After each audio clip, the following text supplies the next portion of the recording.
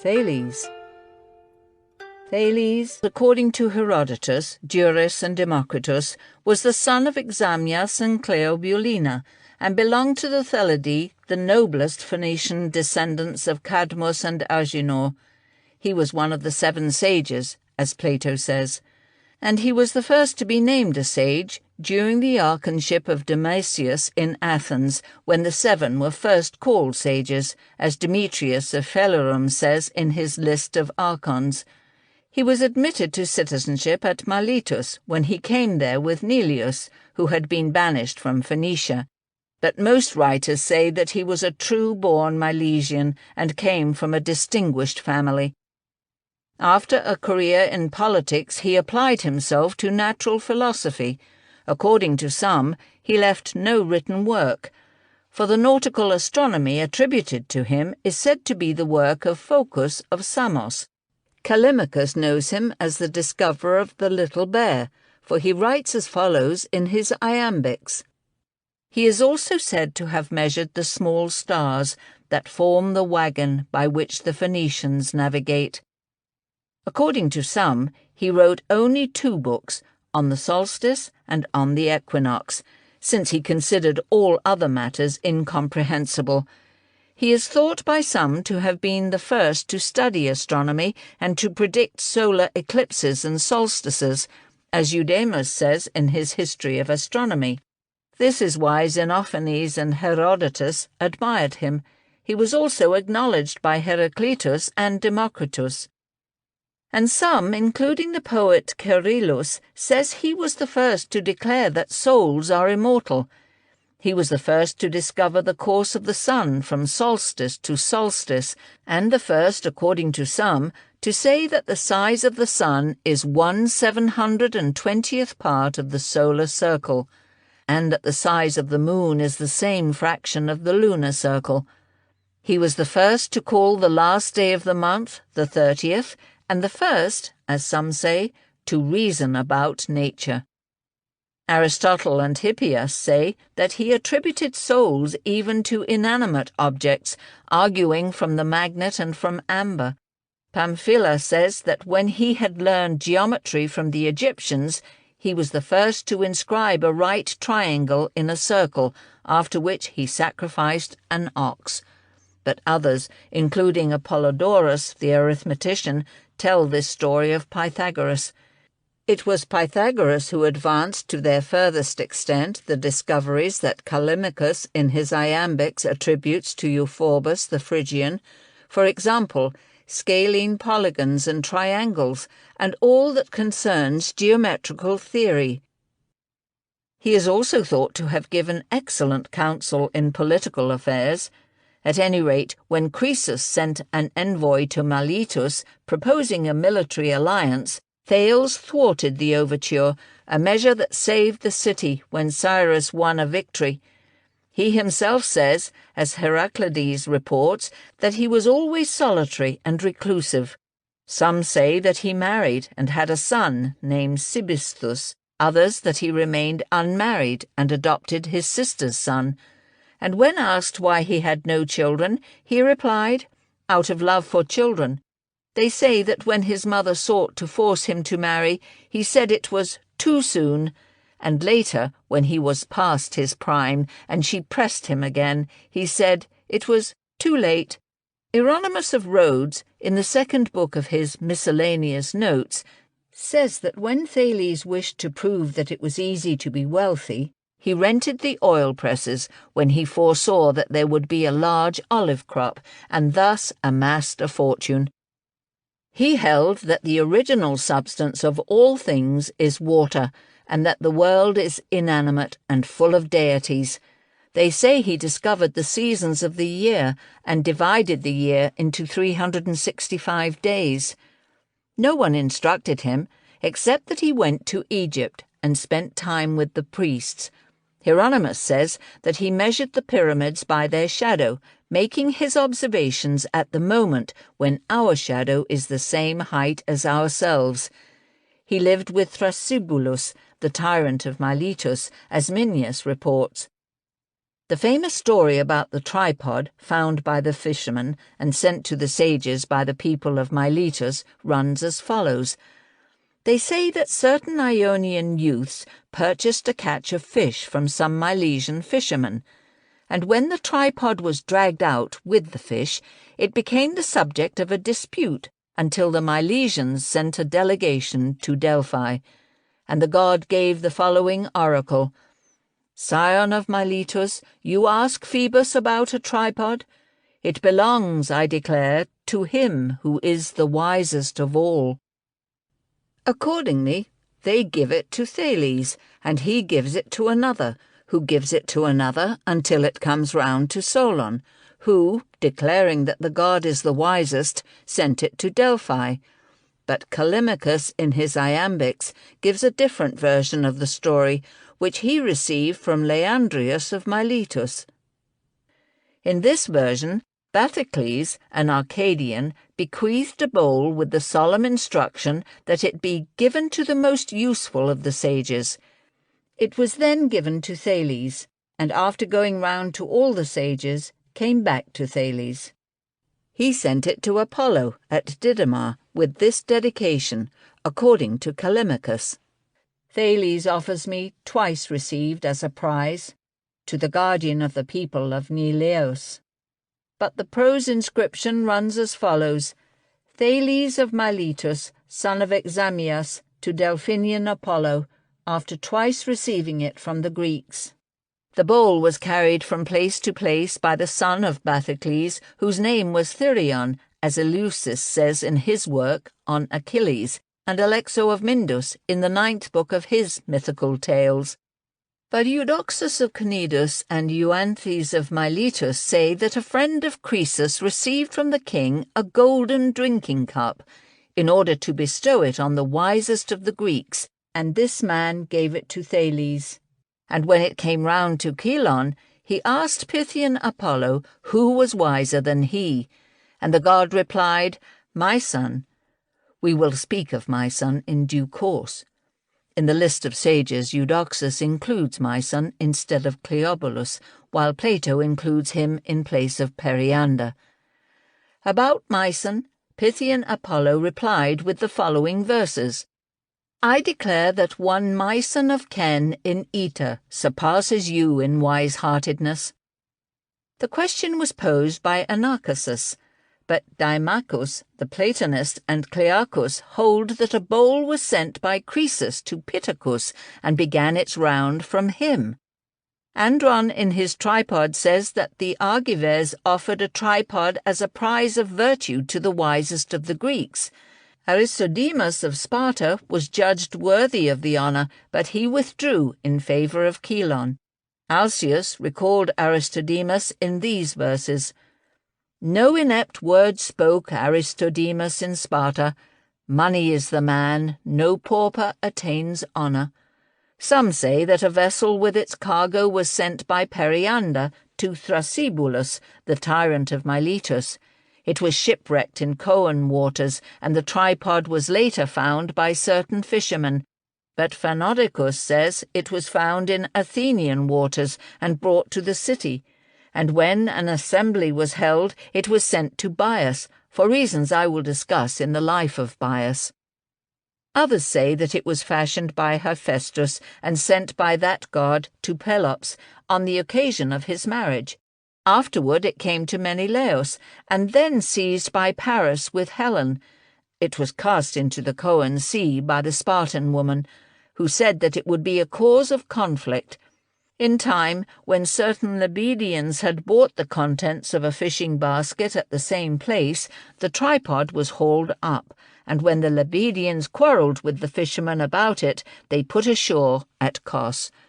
When they could not resolve the dispute, they reported the fact to Miletus, their mother city.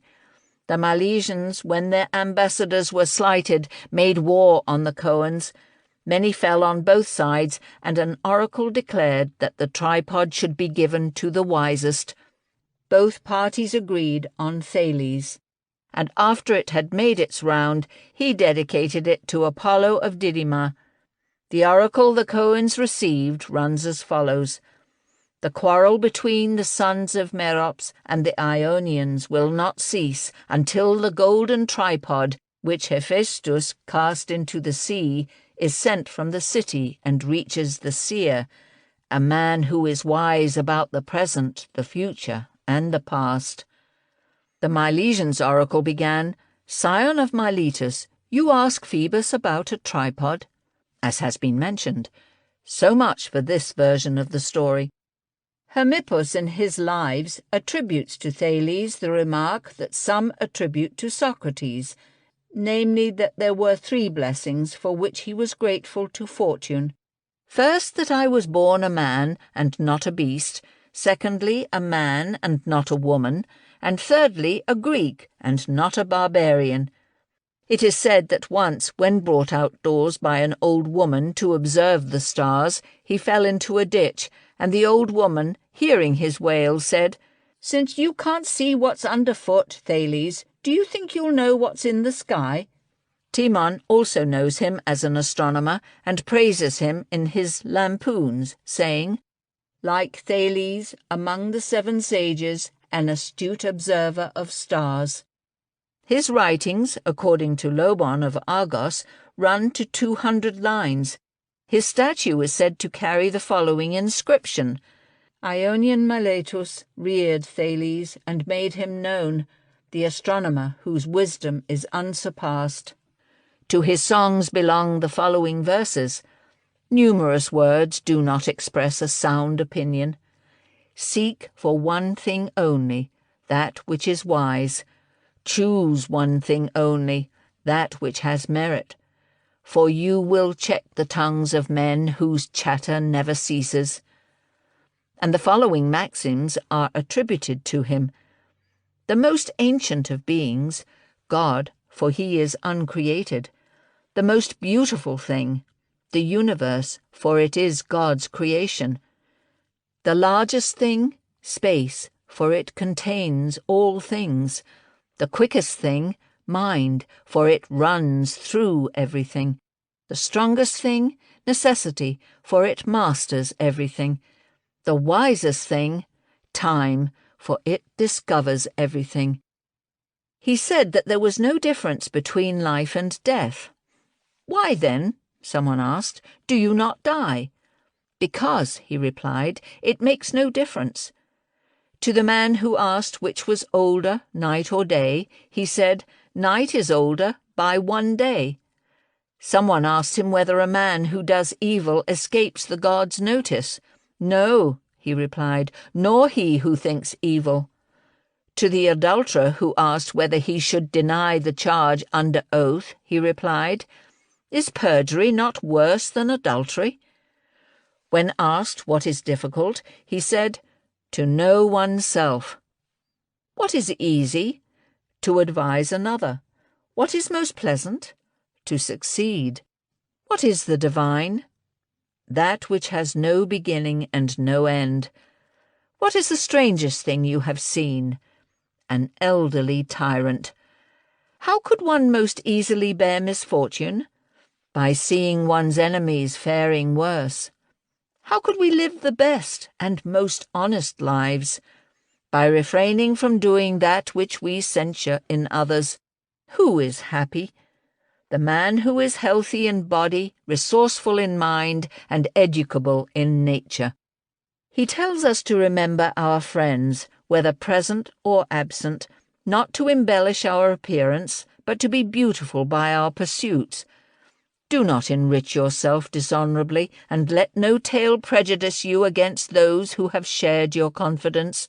Whatever provision you make for your parents, he said, expect the same from your children. He said that the Nile floods when its waters are driven back by the Etesian winds, which blow in the opposite direction. Apollodorus, in his chronology, says that Thales was born in the 1st year of the 35th Olympiad. He died at the age of 78, or, as Socrates says, at the age of 90. For he died in the 58th Olympiad, being a contemporary of Croesus, whom he undertook to take across the Thales without a bridge when he had diverted the course of the river.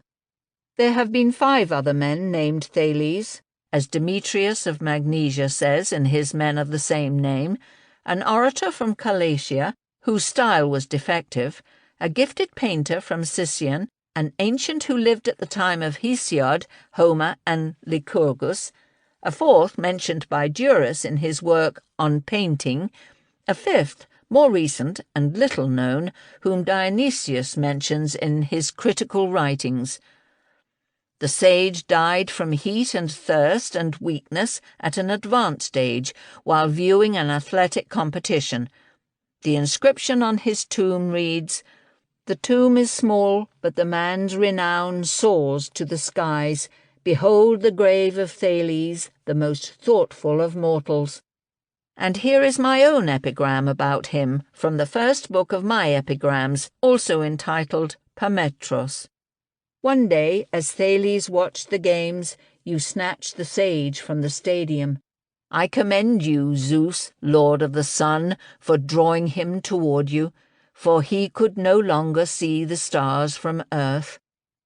He was the author of Know Thyself, which Antisthenes, in his Successions, attributes to Phemeno, and which was appropriated by Chilon. Of the 7 sages, it seems proper to discuss them in general terms at this point. The following accounts are given. Damon of Cyrene, who wrote On the Philosophers, censures all the sages, but especially the 7. Anaximenes says that they all wrote in verse. Dicaearchus says that they were neither sages nor philosophers, but clever men with a bent for legislation. Architimus of Syracuse has described their meeting at the court of Cypselus, which he himself claims to have attended. Ephorus, however, says that the meeting took place at the court of Croesus, and without Thales. Some say they met at the Pan-Ionian festival at Corinth and at Delphi, and there is disagreement about their utterances, which are attributed differently by different writers, as in the following instance. There was a Lacedaemonian sage, Chilon by name, who said, "Nothing in excess, to all good things their proper season." There is also disagreement about their number. For Leandrius includes, in place of Cleobulus and Myson, Leophantus, son of Gorgidas, of Lepidus or Ephesus, and Epimenides of Crete. Plato, in his Protagoras, includes Myson in place of Periander.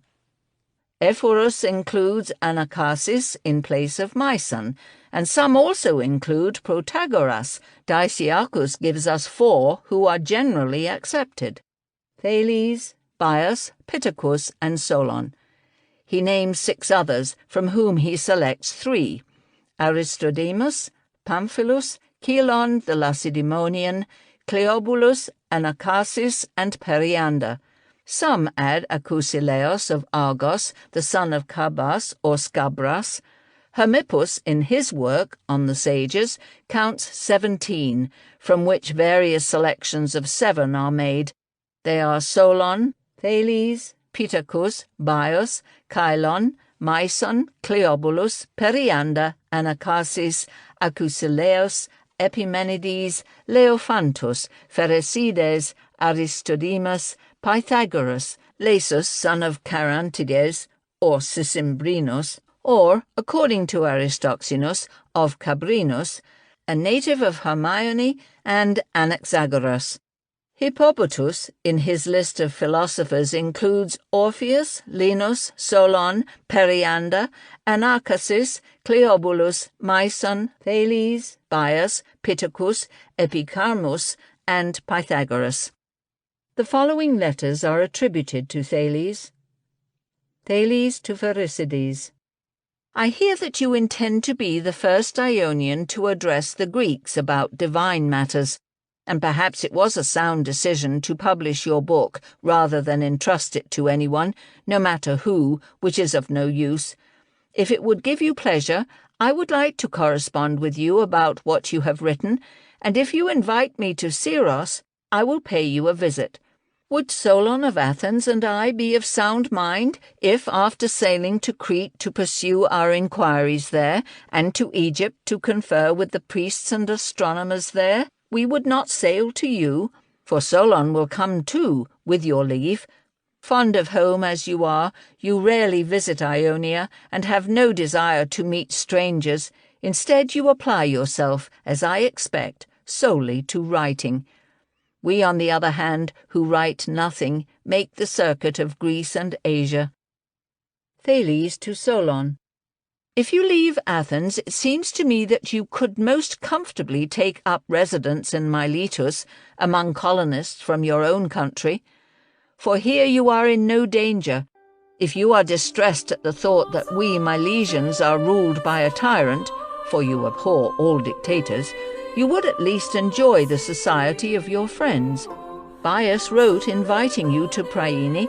If the city of Priene suits you better, settle there, and I myself will come and live near you.